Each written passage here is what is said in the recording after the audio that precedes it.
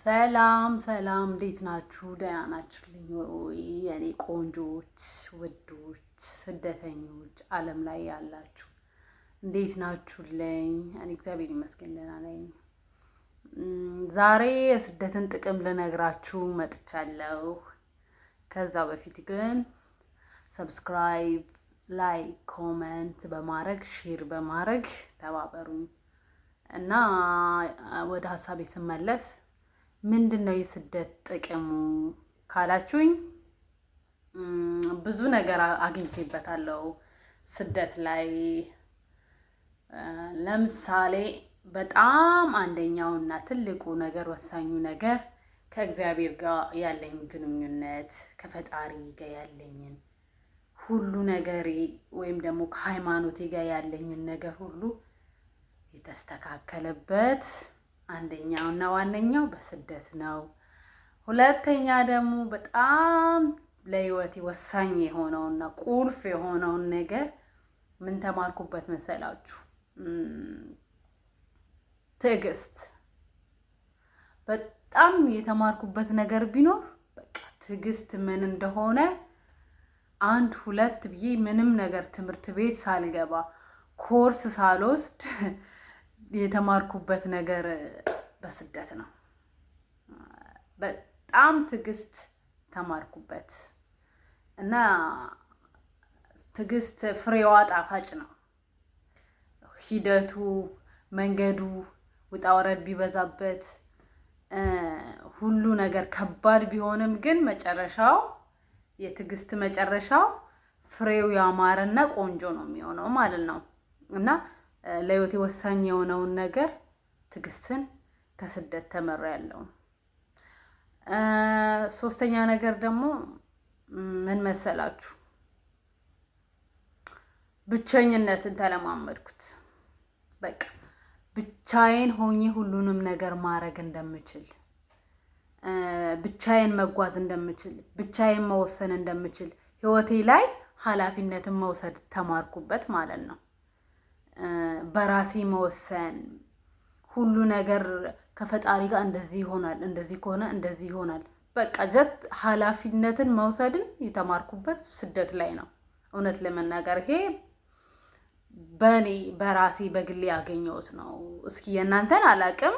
እስኪ ሀሳባችሁን ንገሩኝና ከስደት ምን ጥቅም እንዳገኛችሁ፣ ስደት ለእናንተ ምን እንዳተረፈች እስኪ አይዲያችሁን ንገሩኝ እላቸዋለሁ።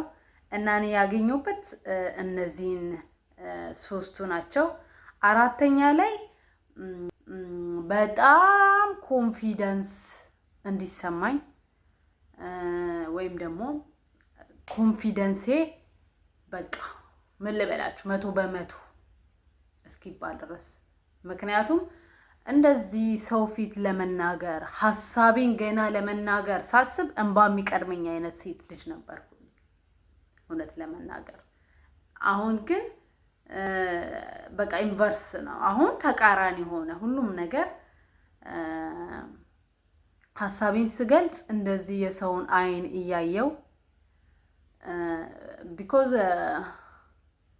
በአይን ነው ሁሉም ነገር፣ የሰውን እውነታም የሰውንም ውሸት የሰውን ሁሉ ነገር እየዋሸ እንዳለ እውነት እየተናገረ እንደሆነ ይሄ ሰው ምን አይነት ሰው እንደሆነ አይን ላይ ነው የሚታወቀው።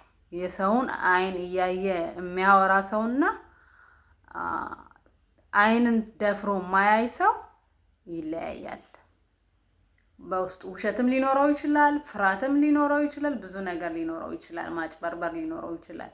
ኢጎ፣ ሰው ምን ይለኛል፣ እኔ ከምናገረው እውነታ ይልቅ ያ ሰው የሚነግረኝ ውሸት ይሻለኛል። ኮንፊደንስ ስለሌለ ለምን ብዬ ያ ነገር ውሸትም ይሁን እውነትም ይሁን ገብቶኛል ከሆነ ገብቶኛል፣ ልክ ነው። አልገባኝም ከሆነ አልገባኝም። ወይም ደግሞ ውሸትም ከሆነ ሳምቲንግ ሌላም ነገር ቢሆን ለምን ብዬ ጥያቄ አላቀርብም። በቃ እውነትም ይሁን በውስጤ ውሸትም ይሁን በውስጤ ተቀብዬ ለራሴ የምነግረው ነገር አለ እንጂ አንድ ሰው መጥቶ አሁን ለኔ እውነት ቢነግረኝ ብዙ ነገር ያተረፍኩበት ሰላምና ኮንፊደንሴን ያመጣውበት በስደት ነው። ስደት እነዚህን ነገሮች አስተምረውኛል። እውነት ለመናገር በጣም አንዳንዴ ስደት ልክ ነው ባልልም ባልደግፍም ስደትን፣ ነገር ግን እዚህ በመምጣቴ በማግኘቴ ደስተኛ ባልሆንም ግን በምክንያት ነው የመጣሁት ብዬ ስለማምን እውነትም በምክንያት ነው የመጣሁት። በፊት የነበርኩትና አሁን የነበርኩት አንድ ስላልሆንኩ ብዙ ነገር ስለቀየርኩ በቃ ኢቭን ፋይናንሻል ራሱ የተወሰነ ከድሮ በቃ የሆነ ነገር ሰርቼ ላቤን አውጥቼ ተቸግሬ ርቦኝ ጠምቶኝ ብዙ ነገር ፈተና አይቼ የሆነ ነገር ማግኘት እንደምችል አየሁ። በፈጣሪ እምነቴ እና እነዚህ ተደማምረው ውጤት ሰጥተውኛል። እኔ በሁለት እግሬ አሁን ሰው ሆኜ ቆሜያለሁ። በሁለት እግር አንዲት ሴት ልጅ እምነት ካላት ፈጣሪ ላይ ከተማመነች፣ በራሷ መራመድ ከጀመረች፣ በራሷ መወሰን ከጀመረች፣ ሶስተኛ ላይ ደግሞ ኮንፊደንስ ከኖራት፣ በቃ ብቸኝነትን የምታውቅ ሶሻብል የሆነች በቃ ኤቭሪቲንግ የሆነች አንድ ሙሉ ሰው ሆኛለሁ። ስደት ብዙ ነገር ያስተምሮኛል ህይወቴ ላይ። በቃ በሁለት እግሬ ጸንቼ እንድቆም ጠንካራ እንደሆነ ያደረገኝ ነገር እውነት ለመናገር ስደት ነው። እንኳን መጣው ባልልም በምክንያት መጥቻለሁ። በመምጣቴ ግን ባዝን አላተርፍም፣ በቃ ጉዳት እንጂ። ግን ባለኝ አመስግኜ የተማርኩትን ያገኘሁትን ነገር ለእናንተ ሼር ባረግ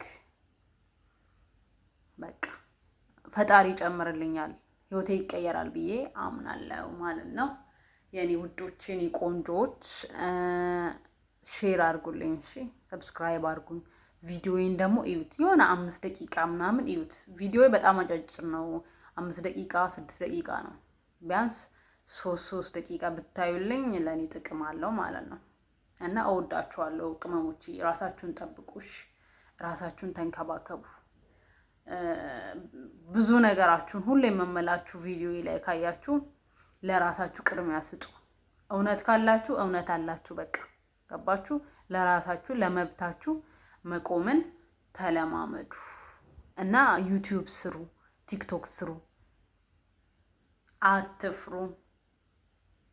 እና ወዳቸዋለሁ። ባይ